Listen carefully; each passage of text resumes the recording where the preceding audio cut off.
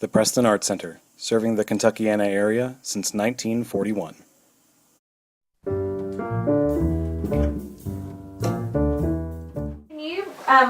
I wanted you to describe in your own words the kind of work that you're currently creating. How would you describe your work? Well, it's still felt, but it's kind of my real first serious venture into three-dimensional felt.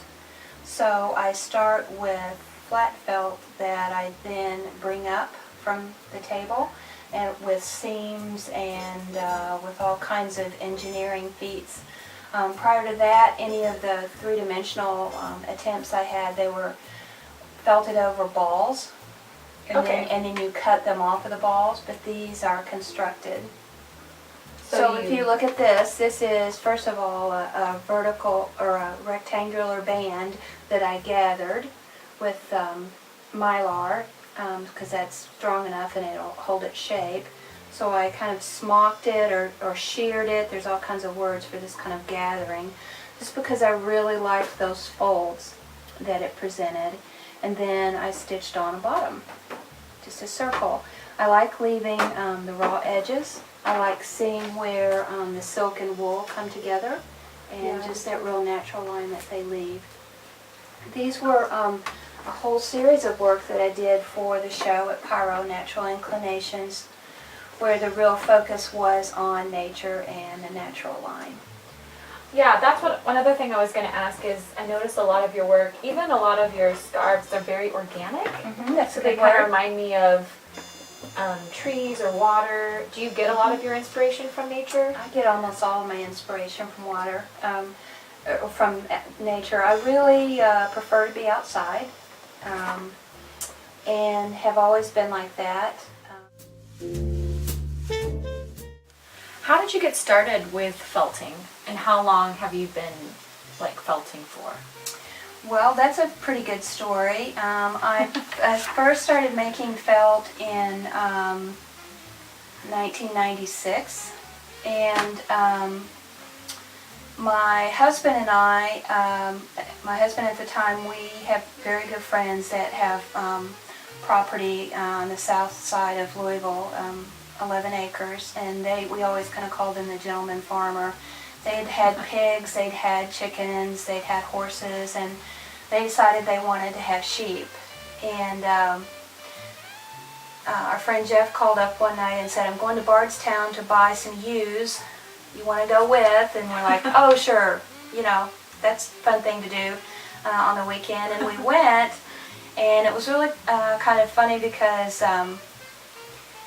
Jeff had already bought 3 ewes, and then it came up to the last sale of the evening, and the ewe had been exposed to the Grand Champion Ram at UK. And that's another way in that world of saying she's most likely pregnant. We can't promise it, but there's a good chance you're getting more than one sheep. And so he really wanted that sheep, and he had run out of money, and he turned to my husband and I and said, "Have you got any money? Do you want to be partners in sheep?" And we had a little bit of money because we thought we were going someplace really nice for dinner. And so we ended up helping buy the sheep, and that was in early fall. And so we took home 4 ewes that night, and they were all pregnant. Wow. And 3 of them had twins. And wow, that's a lot of sheep. That's a lot of sheep, and it was pretty exciting. We were sleeping in the barn with them when it came time for them to be born, and it was just really, really fun. And then that first year, after they were born in early February, the first derby came, and it was obvious they needed to be sheared pretty quickly because it was getting hot. And we rented shears, and we watched a YouTube video and figured out how to shear sheep. And so we had all this wool, and a full-size ewe gives about 16 pounds of wool.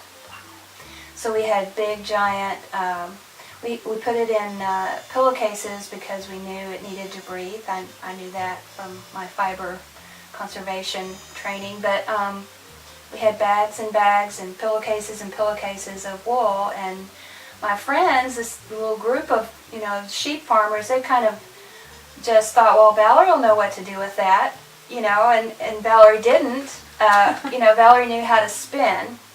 So I thought, okay, well, we'll figure out how to clean it, and I'll start to spin it, because my friend Jeff's wife is a knitter too, and I said, we'll just have great yarn for all of us, and we'll make everybody sweaters.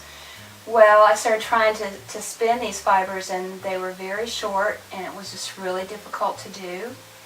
So we went back to the books and videos and discovered that the sheep that Jeff had bought were meat producers, not wool producers. They were Hampshire Suffolks. And we still had all this wool, and I have never been one to let things go to waste. So I said, I know it'll felt. I'm just going to see. I'm just going to practice. And from then on, it was like, I can't stop doing this. It was just really exciting. So now I only use the finest grade of wool. It's Merino, which is a brand. And I don't have merino sheep. I buy raw wool, and I dye it. And you mostly felt with silk, right? The merino wool is the only kind of wool that will felt through silk. Okay. They're both from animals, and so if you look at them under a microscope, they look very similar, and they like each other. If you think about maybe if you've had friends that have dreadlocks, it's the same process. Okay. Because this, in essence, is hair. Right. So you mostly just use merino wool and felt.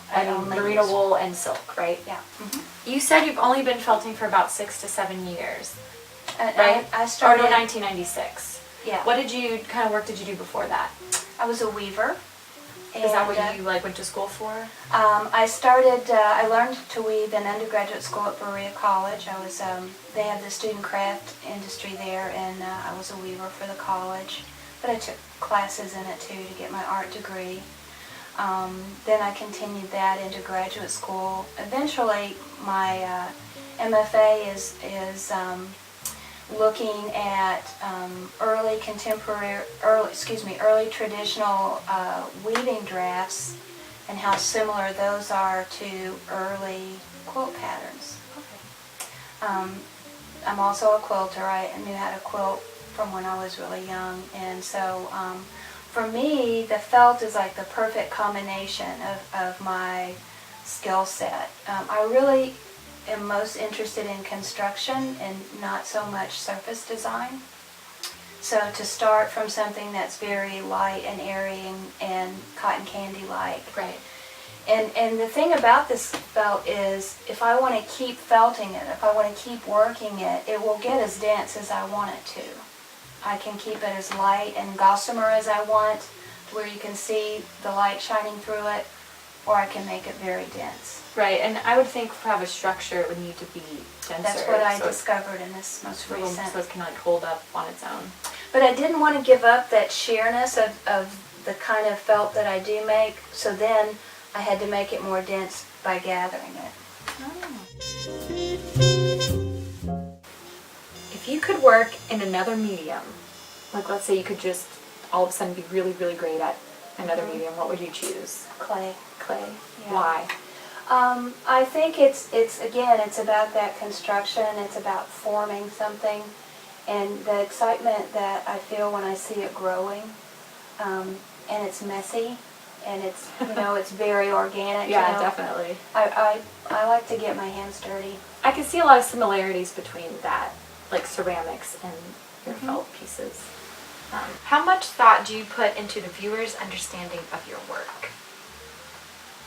As you know what I mean, like when you're making something, and how important is it what they get out of like your message, how it comes across? Do you have a specific message, or do you want them to just kind of experience it in a way that's their own way? Because I mean, I can see there's concept in your work, but it doesn't seem extremely conceptual.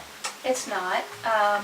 I think I want them to relate to it as a tactile thing, and actually for that reason, several years ago I stopped putting glass over the 2D pieces. I want them to want to walk up and touch it. So you don't mind if people touch your pieces? No. And that was kind of a big switch for me, going from textile conservation to Right. saying Like, it's okay if you put your preserving grimy things. hands on it.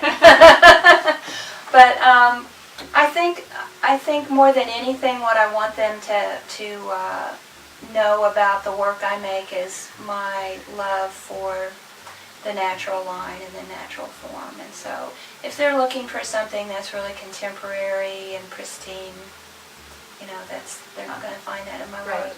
Yeah. Do you like that? I mean, you said you definitely have homage to like traditional crafts. Is that something that's really important? Do you like history and tradition? It's very important to me. And I just had a conversation about this with another artist friend recently, where we were talking about if it's okay to be referred to as a maker. And I decided that actually I really quite prefer that. As opposed to an artist? Or? As opposed to maybe a craftsperson. Okay. For me, it really is all about making it in that process. I think I almost become a different person when I'm in that zone. When I am making something. You recently started working at the Kentucky Small Business Development, or Louisville Small Business Kentucky Small Business Development Center in Louisville. Okay. I did a year and a half ago. Sounds close. Yeah. And you started a program for artists Mhm. to help them with like the business side of things. Can you talk a little bit about that? Sure. It's kind of an example of going back to what you know how to do. And Because it kind of ties in with what you did at the Kentucky Arts Council. Council. I was their business development director for 10 and a half years. And I've worked in arts administration for many years. So I was feeling a bit like a fish out of water when I first started. And I felt like the people I worked with, they were very receptive to me, but I felt like they just didn't get me. Right. And so just to comfort myself or to explain myself, I don't know what, but I put together a PowerPoint about helping artists understand how to market their work on a national level. And I showed it to my boss, and he was like, well, this is really good. I don't know what to do with it, but it's really good. And what happens when you put things out there to the universe, within a month, we got a request for submissions. And this program is called Access to Market, right? Right, ATM.